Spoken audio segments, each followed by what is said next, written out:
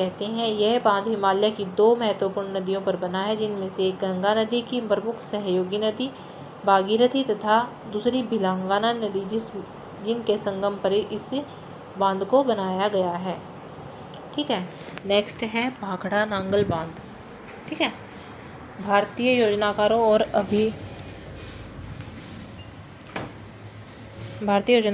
अभिनेताओं द्वारा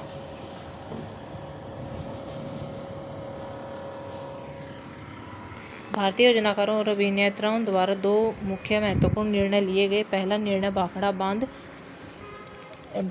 की अपेक्षा पहले भाखड़ा नहर प्रणाली निर्मित करने का था तथा दूसरा निर्णय विदेशी विशेषज्ञों की सहायता से विभागीय रूप में बांध का निर्माण करना था। यद्यपि यूएसबी और भाखड़ा बांध का डिजाइन सलाहकार था, फिर भी इसका क्रियान्वयन सिंचाई विभाग के भारतीय अभियंताओं के हाथ में आया। अप्रैल 1952 के पश्चात जब एम हार्वे स्लोकम अमेरिका से निर्माण तकनीशियनों तथा अभियंताओं की अपनी टीम के साथ आए तो इसका पूर्ण रूप से सक्रिय निर्माण प्रारंभ हो गया था।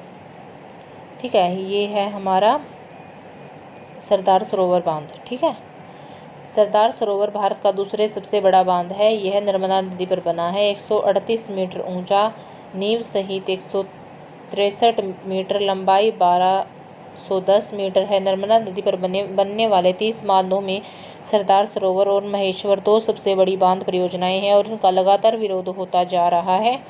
इन परियोजनाओं का उद्देश्य गुजरात के सूखाग्रस्त इलाकों में पानी पहुंचाना है और मध्य प्रदेश के लिए बिजली पैदा करना है, लेकिन यह परियोजनाएं अपनी अनुमानित लागत से काफ़ी ज़्यादा ऊपर चली गई हैं।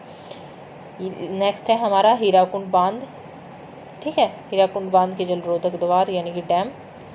हीराकुंड बांध उड़ीसा में महानदी पर निर्मित एक बांध है। यह संबलपुर से 15 किलोमीटर दूर है। 1957 में महानदी पर निर्मित यह बांध संसार का सबसे बड़ा एवं लंबा बांध है। इसकी कुल लंबाई 25.8 किलोमीटर है। इस बांध के पीछे विशाल जलाशय है जो एशिया का सबसे बड़ा कृत्रिम झील है।